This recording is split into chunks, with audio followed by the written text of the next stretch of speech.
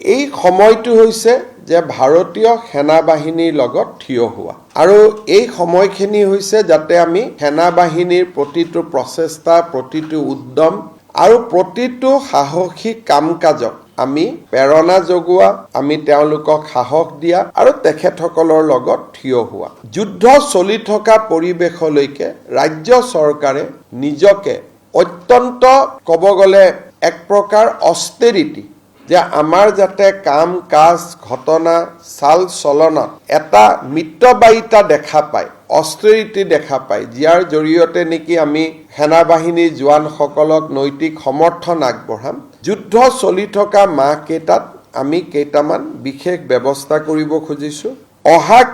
যুদ্ধ চলি থকা পৰ্যন্ত all seminar workshop commemorative events and conference involving expenditure and ceremony যত নেকি ceremony কৰিব লাগে টকা পইচা খৰচ কৰিব লাগে অফিচৰ ভিতৰতে সেমিনাৰ এখন পাতিছো বেলেগ কথা কিন্তু কলা ক্ষেত্ৰত গৈ এখন সেমিনাৰ পাতিব লাগে কৰবাত পেন্ডেল বনাই সেমিনাৰ পাতিব লাগে আমি সকলো কাম যেতিয়ালৈকে যুদ্ধ চলি থাকে আমি বন্ধ কৰিছো যে আমি মিতব্যয়িতাৰ মাজেৰে কনফাৰেন্স কৰিব লাগে সিএমৰ কনফাৰেন্স ৰুমতে কৰিলে জনতা ভৱনতে কৰিলে ডিসি ৰুমতে কৰিলে কিন্তু আমি যেটো পাব্লিকলি আমি কৰো এই কামখিনি আমি নকৰো যেতিয়ালৈকে যুদ্ধ সমাপ্ত নহয় আমাৰ কোনো অফিচাৰ আৰু মন্ত্ৰী সৰকাৰি খৰচত বিদেশ ভ্ৰমণত নাযায় যে আমি সিদ্ধান্ত লৈছো যে during this period no officers no ministers will travel abroad during this period যুদ্ধ চলি থকা সময়লৈকে ৰাজ্য চৰকাৰে পুলিচক বাদ দি আৰক্ষীৰ বাবে প্ৰয়োজন হলে বেলেগ কথা আৰক্ষী বা সেনা বাহিনীৰ কামকাজক বাদ দি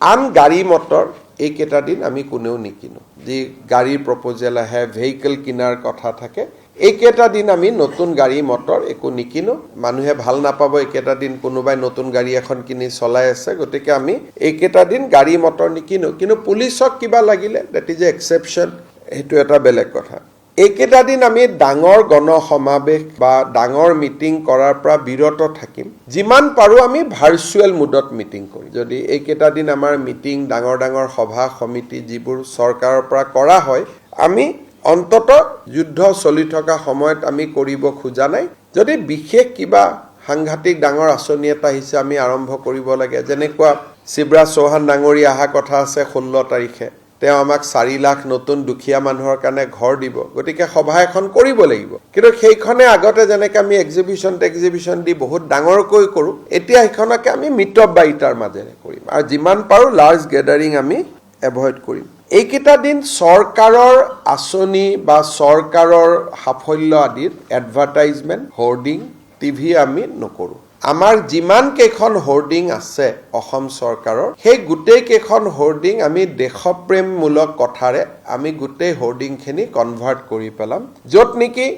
মানুহে দেশপ্ৰেমৰ বাণী পায় এতিয়া আঁচনিৰ কথা আছে কৰবাত মোৰো ফটো আছে সেইবিলাক এতিয়া সকলো নোহোৱা হৈ যাব it will be only display the spirit of nationalism যিমান গভৰ্ণমেণ্ট হোৰ্ডিং টোৰ্ডিং আছে গোটেইখিনি এইকেইটা দিন আমাৰ বিষয়াসকলে নন এসেনশিয়াল ট্ৰেইনিং আদিটো নাযায় বোলে আজি মছৰি ট্ৰেইনিং আছে এসেনশিয়াল হলে বেলেগ কথা নন এসেনশিয়াল ট্ৰেইনিং আদিটো আমি নাযাওঁ কেইটামান আমি আৰু কথা হাতত ল'ব খুজিছো আমাৰ চৰকাৰী কৰ্মচাৰীৰ ছুটিটো আমি কেনসেল কৰিব খোজা নাই কাৰণ আমি war activity যেটো জোন তাতকৈ আমি বহুখিনি বৰ্তমান দূৰত আছো কিন্তু লিভত যোৱা অফিচাৰ সকলৰ ফোন নম্বৰ এড্ৰেছ সিনিয়ৰৰ লগত থাকিব প্ৰয়োজন হলে যাতে আমি তেওঁলোকক মাতি আনিব পাৰো so that is number 2 number 3 যে আমি ভলেন্টাৰী ব্লাড ডোনাৰ এখন লিষ্ট আমি প্ৰিপেয়াৰ কৰিম particularly focusing on rare blood groups কালি যদি ফটক কৰি জম্মু কাশ্মীৰৰ পৰা আহে যে বি নেগেটিভ ব্লাডছ লাগে এবোৰ দেখত বহুত নাথাকে সেই কাৰণে আমাৰ জিলা প্ৰশাসনৰ লগত কালি পঞ্চায়তৰ ইলেকশ্যন আছে পৰহি মই ভিসি কৰিম they will prepare a list of blood donors যাতে প্ৰয়োজন সাপেক্ষে অসমৰ পৰা আমি ব্লাড পঠাব পাৰো particularly rare groups B negative A negative A B negative O negative এই ধৰণৰ আমি এখন লিষ্ট বনাই ৰাখিম যাতে ব্লাড আমি ড্ৰ কৰি লগে লগে সেনা বাহিনীক আমি দিব পাৰো সো জিলা প্ৰশাসনে এই কামতো গুৰুত্ব দিব। দ্বিতীয়তে অহা কেইটামান দিনত আমাৰ হস্পিটালসমূহত ICU কাম কৰি আছে নে নাই, ICU কোভিডৰ সময়ত যেনেকৈ আমি এটা হস্পিটালখিনিৰ ওপৰত আমি এটা অডিট কৰিছিলোঁ যে ইন কেছ অফ আৰ্জেঞ্চি ডক্টৰ ক'ত আছে, সাৰ্জন ক'ত আছে, এনাস্থেচিছ ক'ত আছে, গোটেই অডিটটো আমি কৰিব খুজিছোঁ যাতে প্ৰয়োজন হ'লে অসমে হেল্থ কেয়াৰৰ ক্ষেত্ৰত পিছুৱাই নাথাকে। আৰু কালি যদি আমাক কয় যে নহয় জম্মু কাশ্মীৰলৈকে পাঞ্জাৱলৈকে 10জন সাৰ্জন পঠাব লাগে, 10জন নিউৰলজিষ্ট পঠাব লাগে, আমাৰ লগত যি আছে আমি যাতে পঠাব পাৰোঁ। সেইকাৰণে আমি হেল্থ ছিষ্টেমটো অহা কেইটামান দিনত আমি এটা অডিট কৰিব খুজিছোঁ। ছেকেণ্ড, নৰ্থ ইষ্টত আৰ্মিৰ এটা ডাঙৰ ইনফ্ৰাষ্ট্ৰাকচাৰ আছে আৰু আৰ্মিৰ মুভমেণ্ট হয়। এইকেইটা দিন আমি জিলা উপায়ুক্তসকলক অনুৰোধ কৰিম যাতে তেওঁলোকে আৰ্মি এয়াৰফ'ৰ্চৰ লগত খুব ক্ল'জ কণ্টেক্টত থাকে এণ্ড দে ফেচিলিটেট দেয়াৰ মুভমেণ্ট। যদি যাব লাগে গাড়ী এখন পোৱা নাই, ফটক কৰি গাড়ী যোগাৰ কৰি দিয়া,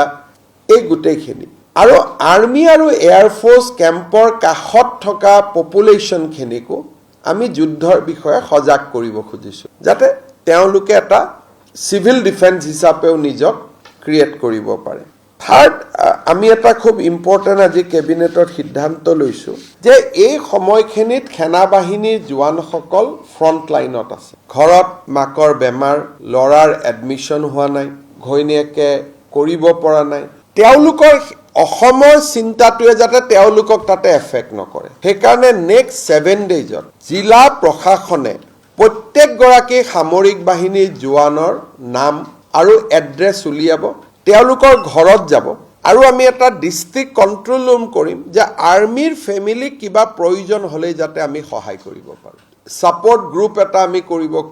খুজিছোঁ। আৰু মই আজি ৰাতিপুৱা আমাৰ পাৰ্টিৰ অফিচত গৈছিলোঁ, তাতো মই কৈ আহিছোঁ যে মোৰ সমষ্টিত যদি 10 গৰাকী সেনাবাহিনীৰ জোৱান আছে আমি এতিয়া আইডেণ্টিফাই কৰি ল'ম আৰু যুদ্ধ নোহোৱালৈকে সেই 10টা ফেমিলিৰ যি অসুবিধা হওক সেইটো অসম চৰকাৰে চাব। চ'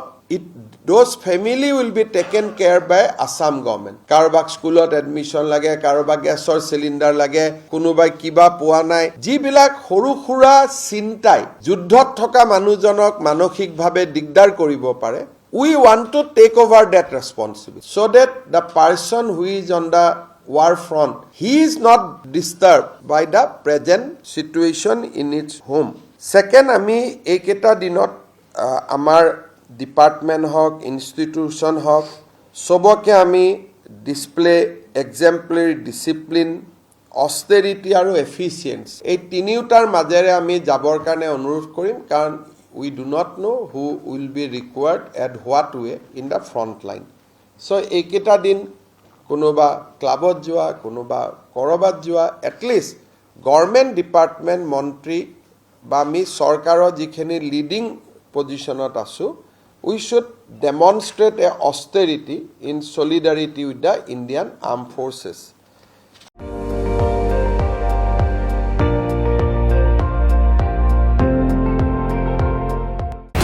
আপুনি চাই আছে ND24, সৰ্বশ্ৰেষ্ঠ নহয় সৰ্বোত্তমৰ দৌৰ।